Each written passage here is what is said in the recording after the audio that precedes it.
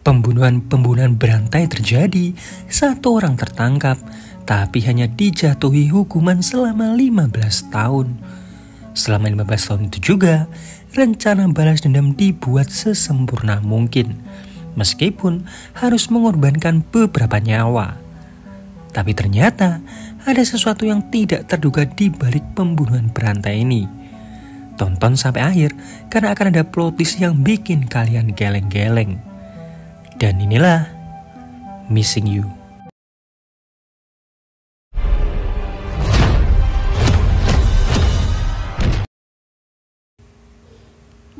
Di sebuah persidangan, seorang tersangka bernama Kim Ki-bom dijatuhi hukuman 15 tahun penjara. Ki-bom sendiri adalah tersangka kasus pembunuhan berantai. Cuma karena kurangnya bukti dan hanya bermodal kesaksian seorang informan, Ki-bom hanya divonis atas satu pembunuhan saja. Itulah alasan kenapa Ki-bom hanya dijatuhi hukuman selama 15 tahun penjara. Beberapa keluarga korban tentu tidak terima dengan keputusan hakim. Tapi Ki-bom hanya terdiam.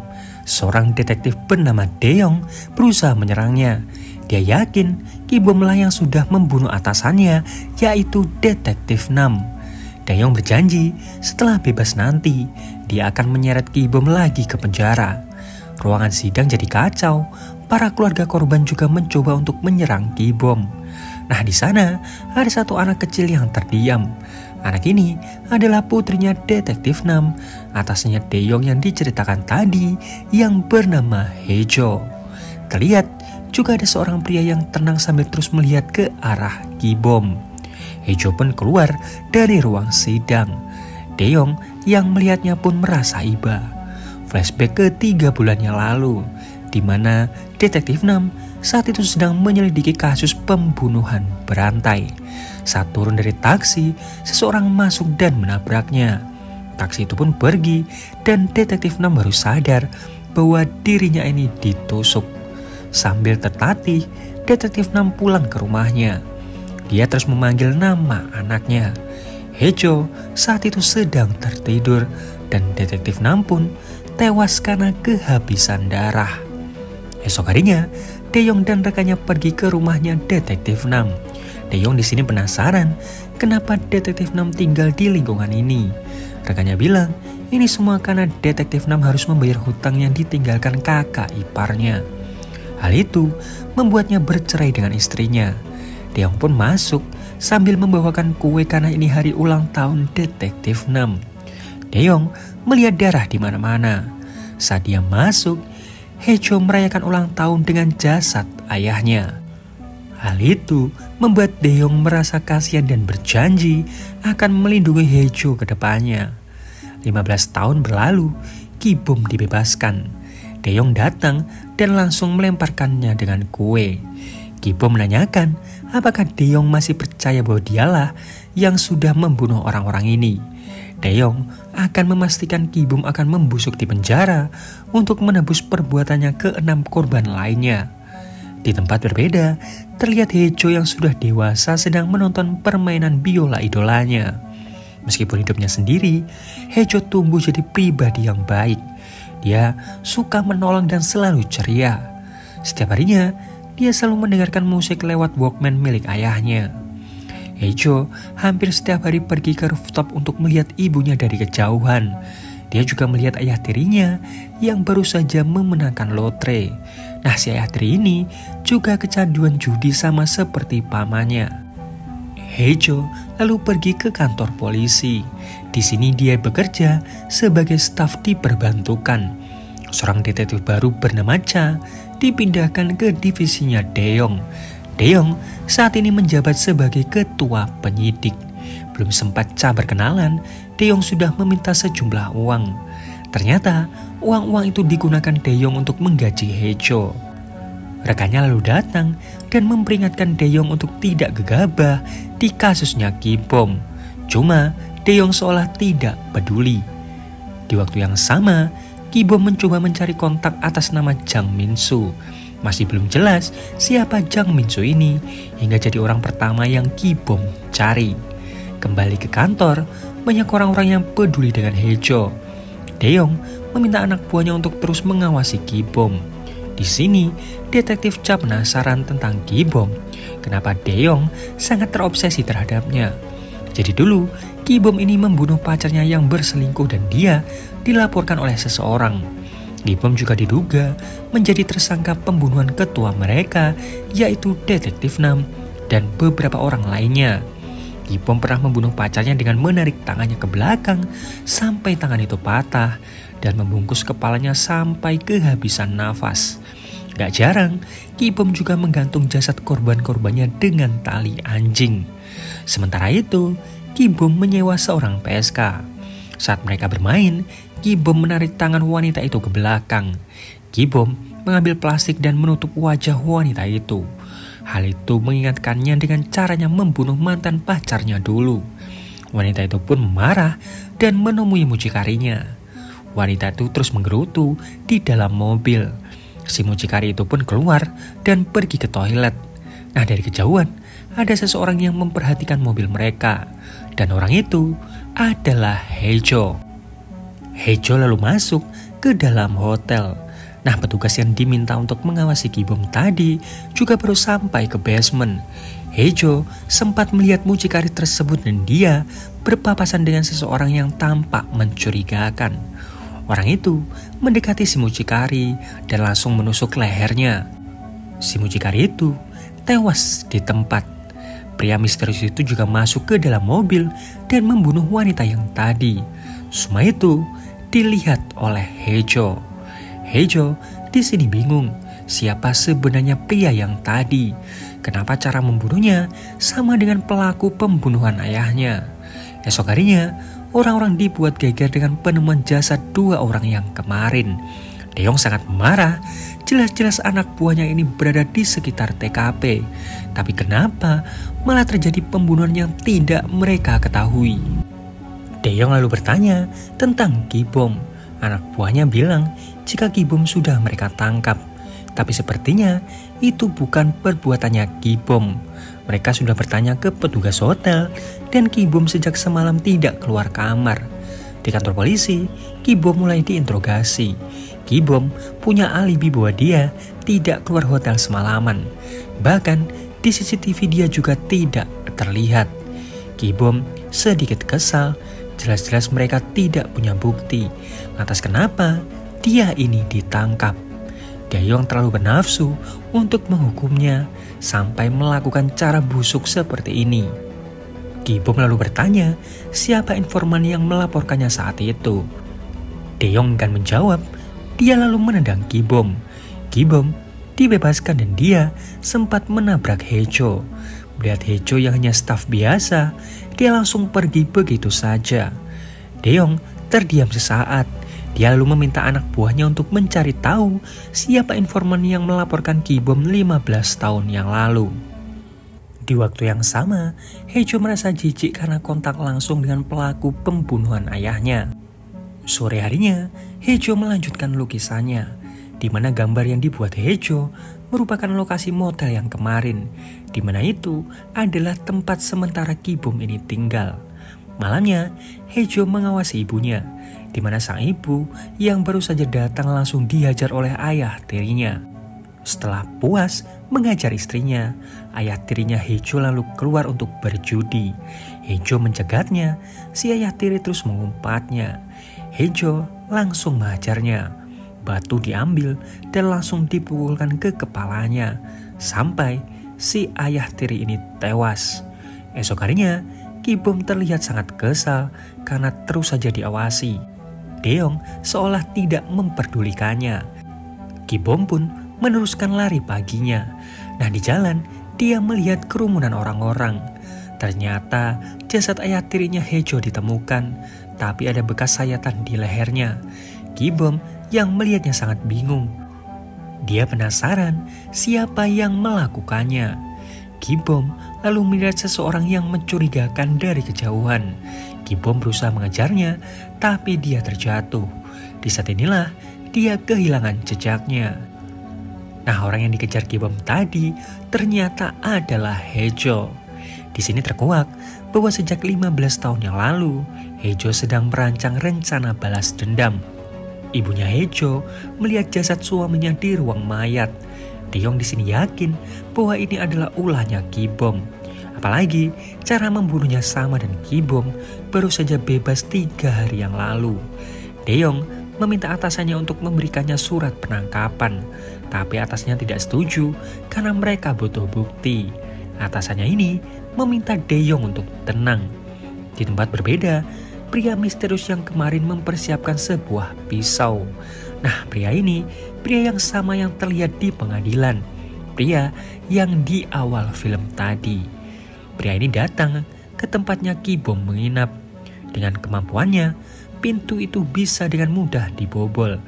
Dia bersikap tenang dan mulai masuk ke dalam. Pisau dipersiapkan, tapi ternyata Ki-bom sudah sadar dan dia sudah bersembunyi. Pria itu tahu Ki-bom berada di kamar mandi. Ki-bom juga sudah mempersiapkan pisaunya. Gagang pintu ditekan, Ki-bom langsung menusuknya. Pisau itu menembus tangannya, tapi pria itu hanya diam tidak bersuara. Pisau dicabut dan Ki-bom hampir saja mengenai kepalanya. Tapi lagi-lagi, pria itu hanya diam. Suara langkah kaki terdengar, pintu langsung terbuka. Dae-yong datang ke sana. Ki-bom bingung. Pria misterius itu ternyata bersembunyi di balik pintu. Ki-bom seolah memberikan isyarat dan Dae-yong langsung berbalik badan.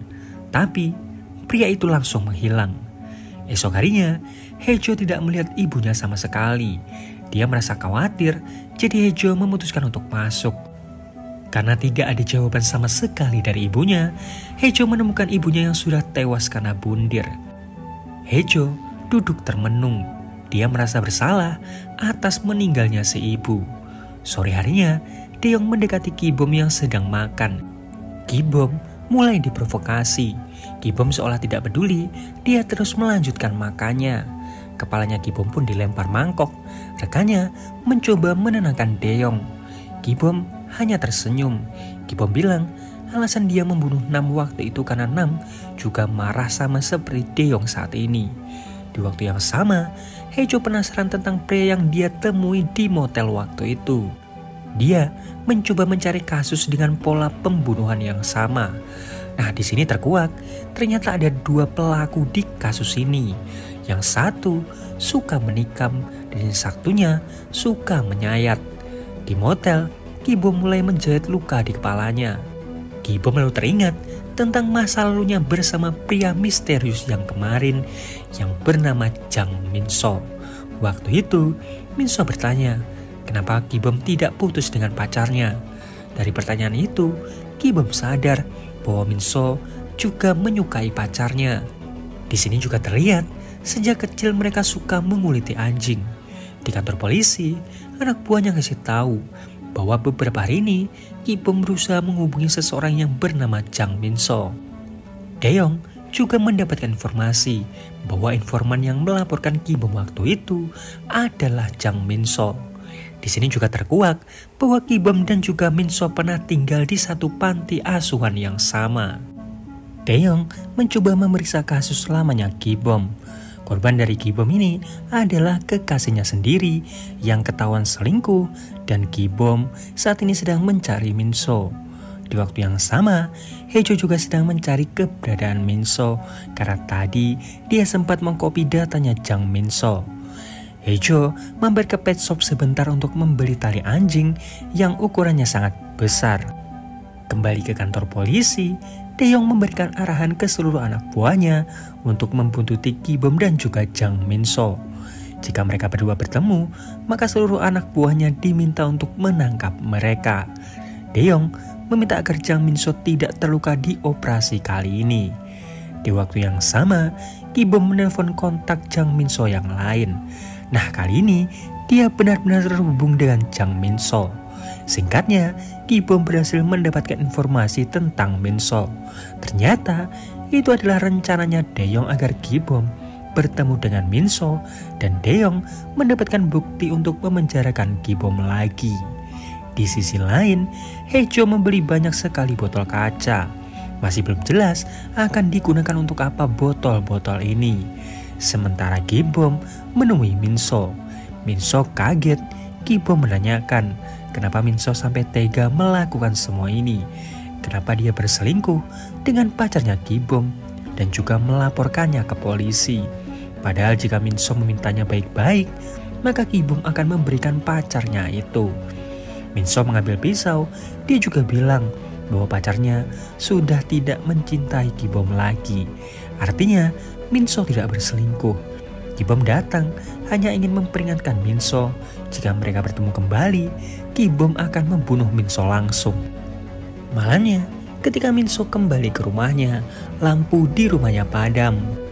Saat melangkah masuk, Min-so baru sadar bahwa dia sudah menginjak serpihan botol kaca. Lampu dihidupkan dan Hae-jo ada di sekitar sana. Tanpa basa-basi, Hae-jo langsung melempar kabel listrik dan Min-so pun akhirnya tersetrum. Di malam itu, Hae-jo ini terlihat menakutkan, seolah dia berubah menjadi seorang psikopat. Sementara itu, Ki-bom tidur di kasurnya, tapi dia merasa ada yang aneh. Ketika selimut dibuka, ada jasad di sebelahnya. Jasad itu tertutup plastik dan ada tali anjing di lehernya. Ketika plastiknya dibuka, ternyata itu adalah jasadnya Min-so. Di tengah kebingungannya, Ki-bom disergap dari belakang oleh Hae-jo. Hae-jo sengaja menusuk tulang rusuk Ki-bom agar dia tidak bisa bergerak. Ki-bom tertawa, dia meminta untuk segera dibunuh. Hae-jo menolak. Hae-jo punya rencana untuk menjebak Ki-bom agar dia yang jadi tersangka pembunuhannya Min-so. Hae-jo pun mencekik Ki-bom sampai dia pingsan. Beberapa saat kemudian, Ki-bom tersadar dan suara sirine polisi terdengar. Tapi saat Dae-yong dan beberapa polisi masuk ke kamar, mereka hanya menemukan jasadnya Jang Min-so. Melihat bercak darah di kasur yang masih baru, Dae-yong meminta seluruh anak buahnya untuk mencari di setiap sudut motel tersebut. Di salah satu kamar, Detektif Chang menemukan sepasang kekasih yang berlumuran darah di kamar mandi. Keduanya pun segera dibawa ke rumah sakit. Si wanita seperti ingin menyampaikan sesuatu tapi tidak bisa. Dae-yong yang duduk di kasur kamar tersebut melihat ada bercak darah. Ketika kasurnya dibuka, ternyata ada jasad pacar wanita itu yang asli. Nah, sementara yang berada di ambulan adalah Ki-bom yang sedang menyamar. Dia berhasil mengelabui petugas. Ki-bom menyerang petugas dan juga membunuh wanita itu. Karena kejadian semalam, kepala polisi sangat marah. Bisa-bisanya ada 2 warga sipil yang tewas dan pelakunya lolos begitu saja. Kepala polisi meminta mereka menangkap pelakunya bagaimanapun caranya. Bahkan jika harus menggunakan media massa. Sementara itu, Hae-jo memesan tiket orkestra untuk merayakan keberhasilannya membalaskan dendam ayahnya. Di sini, Hae-jo masih mengira bahwa Ki-bom sudah berhasil ditangkap pihak kepolisian. Hae-jo lalu menyiapkan outfit yang akan dia gunakan di konser nantinya. Sementara itu, Ki-bom saat ini berada di huniannya Min-so. Dia terlihat sangat marah, bukan karena dijebak, tapi karena mangsanya dibunuh orang lain. Di kantor polisi, anak buahnya Dae-yong bilang dia sudah menyebarkan wajahnya Ki-bom ke seluruh tempat. Anak buahnya yang lain membacakan laporan hasil otopsi jasadnya Min-so dan juga laporan profiler. Di sini ditemukan ketidakcocokan waktu kematian Jang Min-so. Artinya, Jang Min-so bukan dibunuh oleh Ki-bom. Di waktu yang sama, Ki-bom tahu bahwa saat ini dia jadi buronan. Ki-bom langsung menghubungi seorang jurnalis dan menceritakan semuanya. Esok harinya, Hae-jo terlihat menjahit beberapa shawl untuk keluarga korban pembunuhan 15 tahun yang lalu. Saat akan mengirimkannya melalui kantor pos, Hae-jo tidak sengaja melihat berita bahwa saat ini Ki-bom sedang berkeliaran di luar sana. Serta kesaksian Ki-bom ke seorang jurnalis bahwa bukan dia pelaku pembunuhannya Min-so. Melihat hal itu, Hae-jo terlihat sangat marah. Kepala polisi yang melihat beritanya juga sangat marah. Mereka tidak bisa membuktikan bahwa Ki-bom bersalah hingga Ki-bom bisa membuat kesaksian seperti ini ke awak media. Hal itu sama saja sudah mencoreng kepolisian. Kepala polisi tidak mau tahu Ki-bom harus ditangkap dalam waktu seminggu dan mereka harus menemukan buktinya. Taeyong yang terlihat tertekan dihampiri Haejo yang membawakannya makanan karena Haejo tahu seharian ini pamannya ini belum makan. Haejo di sini sempat menyimpulkan alasan kenapa orang jahat selalu menang karena orang-orang baik tidak mencoba membalas atau melakukan sesuatu. Haejo lalu menyemangati Taeyong. Sementara itu, Ki-bom mencoba mengurutkan korban-korban yang pernah dia bunuh bersama dengan Min-so. 15 tahun yang lalu, mereka berdua membunuh 12 orang. Kini, ketambahan 6 orang. 2 orang yang berada di luar motelnya, yang dia yakini pembunuhnya adalah Min-so. 2 orang lainnya adalah sepasang kekasih yang Ki-bom bunuh untuk melarikan diri saat di motel. 1 orang lagi adalah Min-so. Nah, Ki-bom masih belum jelas siapa yang membunuh laki-laki yang ada di taman waktu itu. Ki-bom berpikir keras, apa mungkin korban itu ada hubungannya dengan wanita yang menyerangnya di motel. Di sisi lain, Haejo teringat akan kenangan bersama ayahnya. Semenjak orang tuanya bercerai, detektif Nam lah yang merawat Haejo dan sering memasakkan makanan untuknya. Haejo yang menyukai masakan ayahnya punya impian ingin menikah dengan orang yang mirip ayahnya. Perkataan Haejo itu membuat detektif Nam sangat senang. Detektif Nam pun meminta Haejo untuk menyelesaikan PR-nya. Haejo sedikit mengeluh bahwa PR-nya yang sekarang terlalu sulit. Tapi apapun yang terjadi, Haejo akan mencoba untuk menyelesaikannya. Di waktu yang sama, penjaga warnet menegur Ki-bom karena dia merokok. Ki-bom mengintimidasinya balik. Si penjaga warnet pun pergi, tapi tiba-tiba dia nyatakan sesuatu. Ki-bom adalah orang yang saat ini jadi buronan. Polisi coba untuk dihubungi, untungnya detektif Taeyong dan juga Cha tidak jauh dari sana. Kembali ke Ki-bom yang mencari berita tentang pria yang tewas di taman waktu itu. Nah, di sini Ki-bom jadi tahu bahwa itu adalah suami dari mantan istrinya detektif Nam. Ki-bom juga jadi tahu bahwa gadis berumur 20 tahunan yang tahu akan dirinya dan berusaha menjebaknya adalah putrinya detektif Nam. Di kantor polisi, Haejo menggambar sebuah ayunan dengan tali anjing yang menggantung di sebuah taman. Entah apa maksud dari gambar ini. Di waktu yang sama, Taeyong dan juga Cha sampai di warnet tersebut. Taeyong masuk sendirian, tapi dia hanya menemukan rokoknya Ki-bom. Taeyong lalu menembakkan pistolnya ke atas. Dia meminta semua orang untuk berdiri di tembok. Taeyong mencoba mencarinya di tengah kerumunan. Dia lalu melihat ada ruangan di belakang tembok. Ki-bom langsung mencoba untuk kabur dan melukai tangannya Taeyong. Taeyong berusaha bangkit dan mencoba untuk menghentikan Ki-bom.